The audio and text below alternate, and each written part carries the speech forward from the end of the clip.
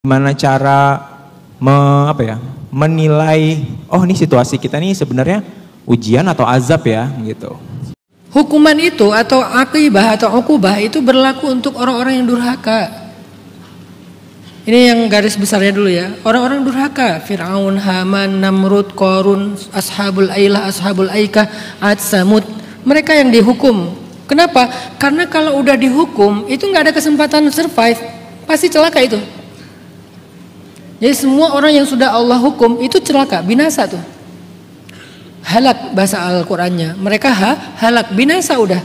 Yang tersisa dari mereka hanyalah cerita bagaimana Allah membinasakan Qarun yang dibenamkan dalam tanah, bagaimana Allah membinasakan Namrud yang dengan hanya seekor nyamuk masuk ke dalam otaknya sehingga nyamuk itu masih tetap hidup di dalam otaknya. Kalian bayangin aja.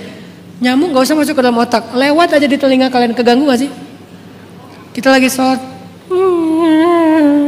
kan keganggu ya?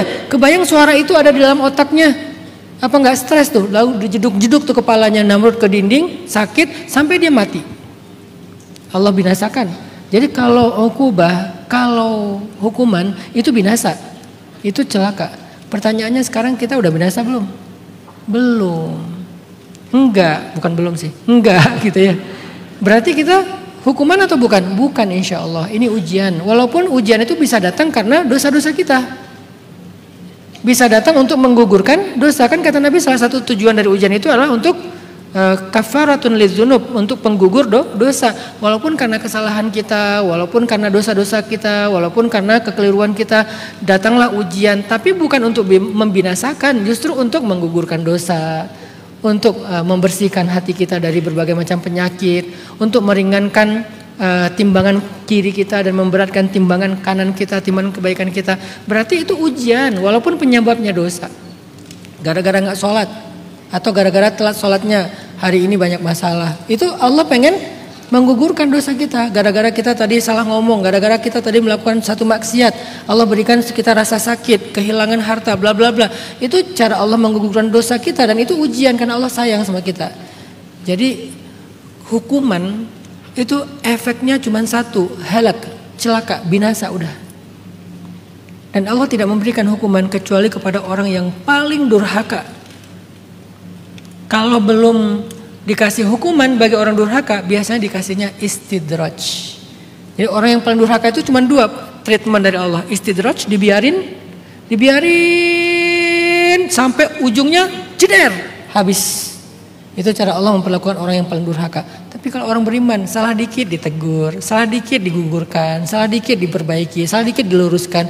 Emang kayak gitu, sehingga kita kadang-kadang kayak salah paham. Kenapa ya mereka yang durhaka tuh kok hidupnya happy-happy aja? Saya baru hijrah tapi banyak masalah. Karena Allah lagi memperlakukan mereka dengan pola pertama, istidraj. Tapi ini orang durhaka ya, bukan teman ya. Jangan sampai ada teman beli motor, istidraj kasihan. Jangan, ini nggak berlaku untuk orang yang normal. Berlakunya tuh sekelas Fir'aun and the gangs lah. Tapi kalau untuk orang normal, bahkan orang yang belum beriman sekalipun, mereka dikasih ujian supaya mereka dapat hidayah, insaf, balik lagi menemukan kebenaran. Apalagi kita orang beriman, insya Allah semua masalah hidup kita, alhamdulillah kita nggak binasa, berarti ujian teman-teman.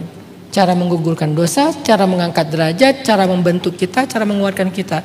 Walaupun penyebab dari ujian itu sama-sama dosa. Allahu a'lam, semoga Ari kita semuanya nggak berputus asa karena salah diagnosa. Aduh kayaknya aku dihukum deh. Enggak, Allah nggak semarah itu sama kita. Justru Allah sayang, walaupun kita bermaksiat. Walaupun kita bermaksiat, Allah sayang. Bentuk sayangnya dikasihlah ujian untuk menggugurkan dosa. Allahu a'lam.